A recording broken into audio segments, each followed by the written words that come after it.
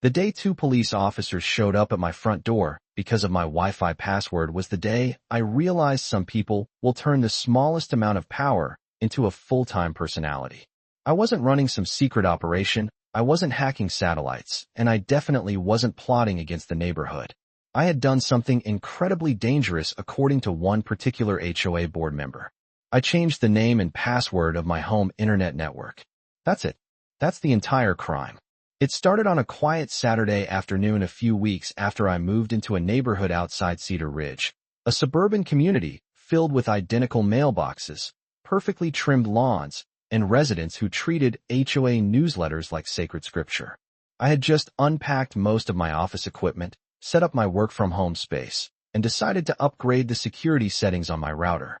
The default network name was something boring. The password looked like it had been generated by a drunk robot. So I replaced everything with something more secure and moved on with my day. About an hour later, I heard a knock on my door. Not a normal knock either. This sounded like somebody was trying to collect a debt from the Great Depression. 3 hard pounds against the door. I walked over expecting a delivery driver or maybe a neighbor introducing themselves. Instead, I opened the door and found 2 police officers standing on my porch. For a second, I honestly thought something terrible had happened.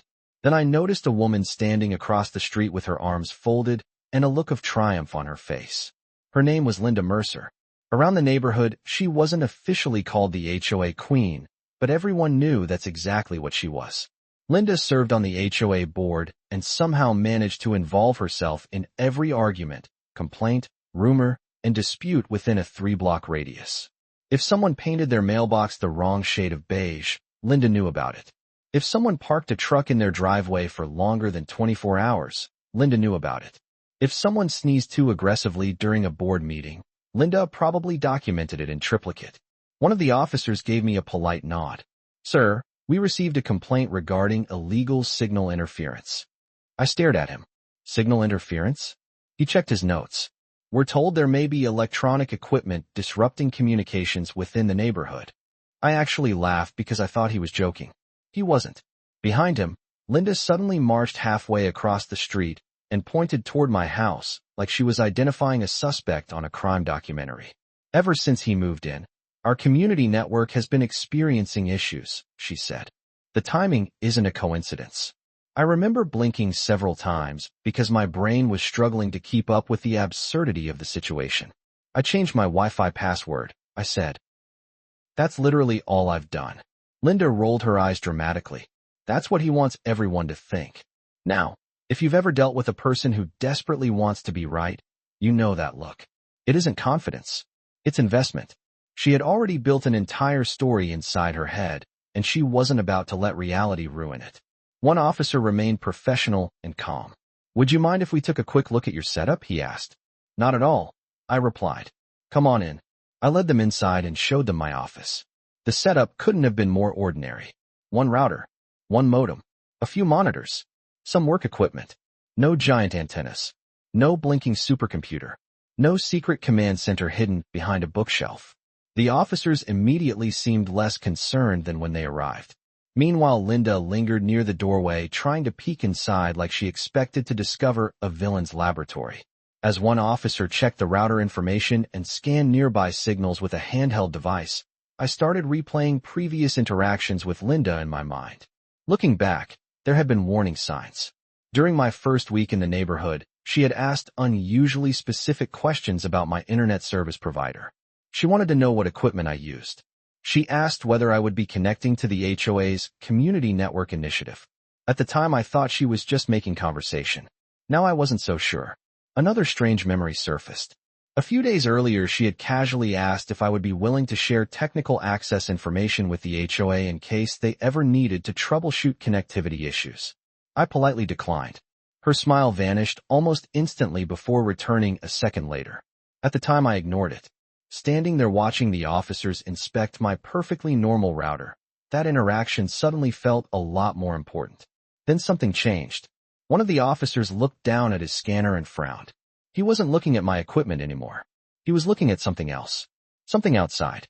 His expression shifted from routine curiosity to genuine interest. He studied the screen for several seconds before slowly turning toward the front door. Then he looked directly at Linda. "Ma'am," he said, "is that network over there registered to your residence?" Linda smiled immediately. "Yes, that's our HOA network." The officer glanced back at the scanner. His eyebrows lifted slightly. And in that moment, for the first time all afternoon, I watched confidence disappear from Linda's face. Now, before I tell you what happened next, let me pause for a second because this is where a lot of HOA stories start looking the same. According to standard procedure, law enforcement responding to a complaint isn't there to prove somebody's accusation right. They're there to verify facts. That's a huge difference, and it's something people forget when they're convinced they already know the answer. From a legal perspective, owning a router, changing a password, or operating a private home network is completely normal. What raises concerns isn't privacy, it's unauthorized interference with other people's communications or equipment. And here's where things get interesting. This is a psychological trap that power-focused personalities fall into all the time.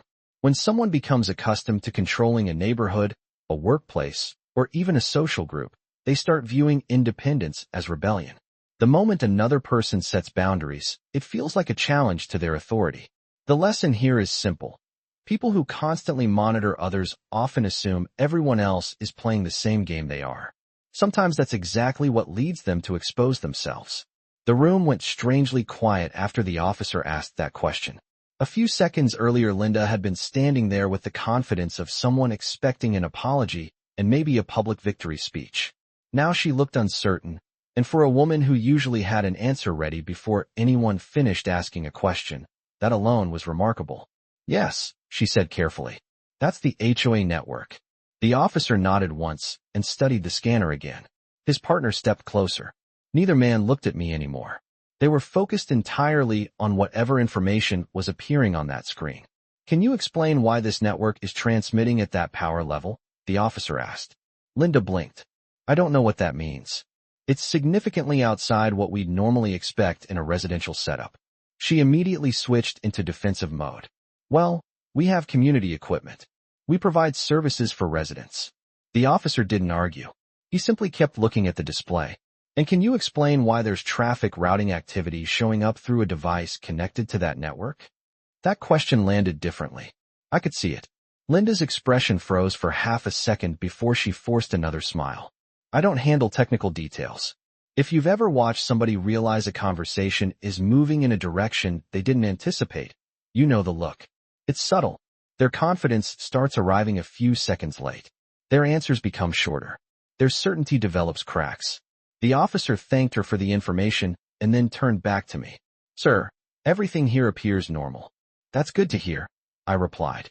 Meanwhile, Linda looked like she wanted to interrupt, but wasn't sure how. Then the officer said something that completely changed the direction of the afternoon. "We'd like to take a closer look at the equipment associated with that network across the street." For the first time since arriving, he pointed toward Linda's house. The silence that followed felt almost cinematic. Linda actually laughed, but it wasn't the confident laugh she'd been using earlier. It sounded nervous. "That's not necessary," she said. "The problem is obviously here." The officer remained polite. "Ma'am, we need to follow the signal source. You're wasting time. We're conducting a routine investigation. I already told you where the issue is." The officer didn't react. "We'll need access to the equipment." At that point, I thought she might refuse outright. Instead, she hesitated long enough to make everyone uncomfortable before finally stepping aside and saying, "Fine." The officers walked across the street. I stayed where I was for a moment before curiosity got the better of me. I stepped onto my porch and watched from a distance. Other neighbors had started noticing the police vehicles. Curtains moved. Front doors opened. People emerged onto driveways pretending they weren't watching. Every neighborhood has a social media network more powerful than the internet. It's called gossip. Within 10 minutes, half the street knew something was happening. The officers disappeared inside Linda's house. 15 minutes passed. Then 20. Then 30. During that time, several neighbors wandered casually outside for reasons that were obviously not casual. One guy spent 10 minutes checking his mailbox despite having already checked it earlier. Another woman walked her dog in circles near the corner. Nobody wanted to miss whatever was unfolding. Finally, the front door opened. One officer emerged carrying a rectangular device with several antennas attached to it. The equipment didn't look like something purchased from a normal electronics store. It looked customized, modified, purpose-built.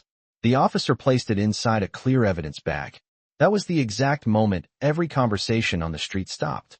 Linda followed them outside. Her face had completely changed. Gone was the smug expression. Gone was the confidence. Gone was the attitude that had marched across the street accusing me of interfering with neighborhood communications. She looked pale. The officers continued speaking with her near the driveway while taking notes. I couldn't hear everything, but I caught pieces. Terms like unauthorized equipment, signal amplification, network interception, and documentation floated through the air. Neighbors exchanged glances. People started whispering. One officer eventually approached my side of the street again. "Thank you for your cooperation," he said. "At this point, we don't believe you're involved in any violation." "I appreciate that," I replied. Then I couldn't help asking, "So what exactly happened?" He chose his words carefully. "Let's just say the complaint led us to equipment that required further review." Professional answer. Very professional. But I didn't need details anymore. The evidence bag had already told the story. After the officers left, the neighborhood entered full speculation mode. By evening, everyone had a theory. Some believed Linda had installed unauthorized boosters to extend coverage. Others thought she had created a private monitoring system for the HOA network. Nobody knew the full truth yet. But one thing was clear. The woman who called police hoping to expose a neighbor had somehow become the center of the investigation herself. Over the next several days, more information started surfacing. Not through rumors alone, but through official HOA communications that suddenly sounded very different from their usual confident tone. Emergency board meetings were scheduled. Emails were sent. Statements were released. Technical consultants were hired. That's usually not what happens when everything is perfectly fine. Neighbors began asking questions that should have been asked long ago. Why did the HOA need specialized network equipment in the first place? Who approved it? What data was being collected? Who had access to it? Why had nobody been informed about modifications to the system? The board struggled to provide clear answers. And every answer seemed to create two new questions. Linda, meanwhile, became noticeably absent. The woman who previously attended every meeting, commented on every issue, and inserted herself into every dispute suddenly disappeared from public view. Weeks earlier, she had acted like an unofficial sheriff. Now she couldn't even make eye contact with people at the community mailbox. The irony wasn't lost on anyone. Looking back, I think the entire situation started because my password change accidentally disrupted expectations rather than technology. Linda had become accustomed to visibility, access, and influence. When my network suddenly became inaccessible to anyone except me, she interpreted that boundary as a threat. Instead of respecting it, she tried to challenge it. Instead of asking questions, she made accusations. Instead of accepting that a homeowner could maintain private control over personal equipment, she convinced herself something suspicious must be happening. And that's what ultimately triggered her downfall. The funniest part is that none of this would have happened if she had simply left me alone. I wasn't investigating her. I wasn't examining HOA systems. I wasn't trying to expose anybody. I was setting up internet service in my own house. That's it. Yet somehow that ordinary act caused an extraordinary chain reaction. The more she pushed, the more attention she attracted. The more attention she attracted, the more scrutiny appeared. The more scrutiny appeared, the more uncomfortable facts emerged. It was like watching somebody dig a hole while insisting they were building a staircase. About a month later, the HOA held a community meeting. Attendance was higher than I'd ever seen. People wanted answers. Some wanted accountability. Others just wanted entertainment. Honestly, I understood both positions. During the meeting, board members acknowledged that certain equipment had been installed without proper oversight, and that outside experts were reviewing previous network practices. The statement was carefully written, legally cautious, and probably reviewed by several people before being released. But the message underneath was obvious. Serious mistakes had been made. As residents filed out afterward, one of my neighbors stopped beside me and laughed. "You know," he said, "all this happened because you changed a password." I laughed too. Apparently that's a dangerous hobby around here. And standing there in that crowded parking lot, watching board members avoid difficult questions while frustrated homeowners demanded explanations, I realized something. Justice doesn't always arrive with dramatic speeches or courtroom victories. Sometimes it arrives because someone becomes so obsessed with controlling another person's life that they accidentally expose their own behavior instead. And that's exactly what happened here. After everything settled down, after the meetings ended, after the rumors stopped multiplying and the police cars became a distant memory, life in the neighborhood returned to something that looked normal. My internet worked perfectly. My office remained exactly where it had always been. My router sat quietly on a shelf doing what routers are supposed to do, which is about as exciting as watching paint dry. But every now and then I'd walk past that same front window where I first saw those officers standing on my porch, and I'd laugh to myself. Not because someone got embarrassed. Not because a board member lost credibility. What stuck with me was how quickly a simple misunderstanding mixed with a desire for control can spiral into something much bigger. Looking back, I think a lot of people assume HOA conflicts are really about landscaping rules, parking violations, mailbox colors, or internet networks. Most of the time they aren't. Those things are usually just the surface layer. Underneath, the real conflict is almost always about boundaries. One person believes they have authority. Another person believes they have rights. Somewhere in the middle, those two ideas collide. From a legal perspective, communities function best when everyone understands where those boundaries begin and end. Rules exist for a reason. Structure exists for a reason. But authority without accountability eventually creates problems. That's true whether you're talking about an HOA, a company, a government office, or even a family. The moment someone starts believing they should have access to information, property, or decisions that don't belong to them, trouble usually follows. This is a psychological trap that shows up everywhere. People convince themselves they're protecting the community, protecting standards, protecting order, when in reality they're protecting their own sense of control. The scary part is that many of them don't even realize they're doing it. They genuinely believe they're the hero of the story. Linda probably thought she was helping. She probably convinced herself she was uncovering some threat. She probably expected gratitude when authorities arrived.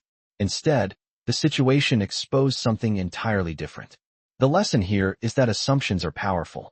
Once somebody becomes emotionally invested in a conclusion, they start filtering reality through that conclusion. Every new fact becomes evidence. Every disagreement becomes resistance. Every boundary becomes suspicious. That's exactly why accusations should always be tested against facts instead of feelings. According to standard procedure, investigations are supposed to follow evidence wherever it leads, even when that destination is inconvenient. In this case, the evidence didn't lead to the new homeowner with a freshly updated password. It led somewhere else entirely. And honestly, that's one reason I wanted to share this story. Not because it's the craziest HOA drama ever told. Trust me, there are much wilder ones. I wanted to share it because it highlights something surprisingly common in everyday life. Sometimes the people who spend the most energy searching for problems in others end up revealing problems of their own. Sometimes the loudest accusations create the brightest spotlight. And sometimes all it takes is one ordinary decision to expose an extraordinary amount of hidden behavior. Even now, years later, friends still ask me if the story is real. They usually start laughing around the part where police show up over a Wi-Fi password. Then they stop laughing when they realize everything that happened afterward. That's because the beginning sounds ridiculous, but the underlying human behavior is something most people recognize immediately. We've all met someone who couldn't mind their own business. We've all encountered someone who mistook control for leadership. We've all seen situations where a person pushed too hard and ended up creating the very consequences they were trying to avoid. So here's what I'd love to know from you. Have you ever lived under an HOA? Have you ever dealt with a neighbor, manager, board member, or self-appointed authority figure who crossed a line because they thought they knew best? And more importantly, do you think people like that actually realize what they're doing, or do they genuinely believe they're helping? Drop your thoughts in the comments because I'm curious where you stand. As for me, I still keep my network secure, I still change my passwords regularly, and I still think it's hilarious that the most controversial thing I did in that neighborhood was basic internet security. In the end, 2 police officers arrived expecting to investigate my Wi-Fi, and somehow the only thing they really uncovered was a reminder that respect for other people's boundaries isn't just good manners. It's usually the smartest decision you can make.